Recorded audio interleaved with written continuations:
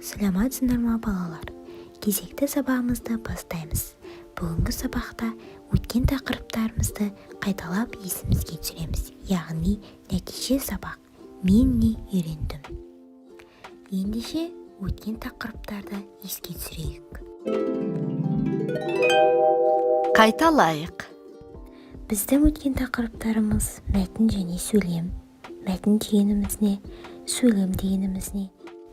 Және олардың түрлері. Дыбыс және әріп. Дыбыстың түрлері.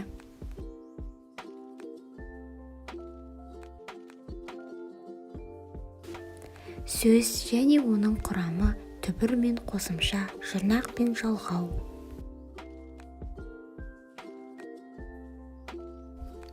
Сөз таптары. Бұлар біздердің өткен тақырыптарымыз. Яғни бұл тақырыптардан біз не үйрендік? Жарайды балалар, ендеше тапсырмаларға кірісейік. Жұмбақты шеш және шешуіндегі сөзге 5 жолды өлең құрастырып көр.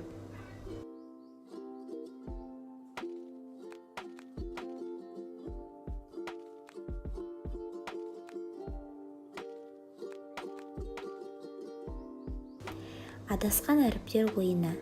Берілген сандарды ретімен қойып оқы, және де жауабындағы сөзге дыбыстық талдау жаса.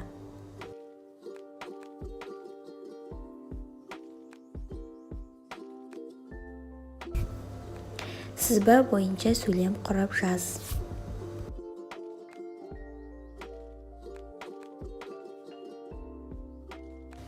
Оқулықпен жұмысқа кезек берейік.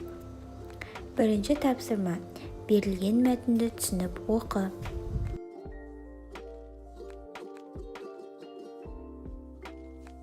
Мәтін не туралы? Тақырыпты анықта. Және де төмендегі қай пікір ақиқат, қай пікір жалған екенін анықта.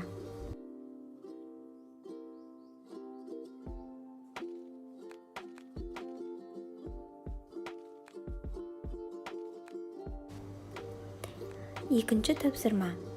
Әр қатардағы сөздерден сөйлем құрастырып жаз.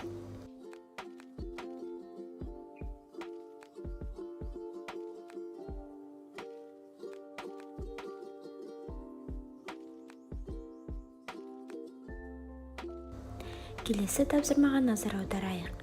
Диалогтерді оқы.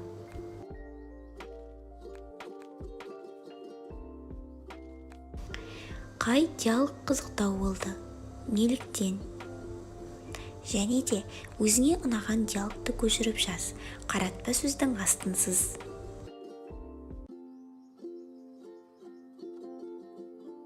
Төртінші тапсырмаға зер салыңдар. Қай сөздердің мағынасы дұрыс анықталмағанын тап.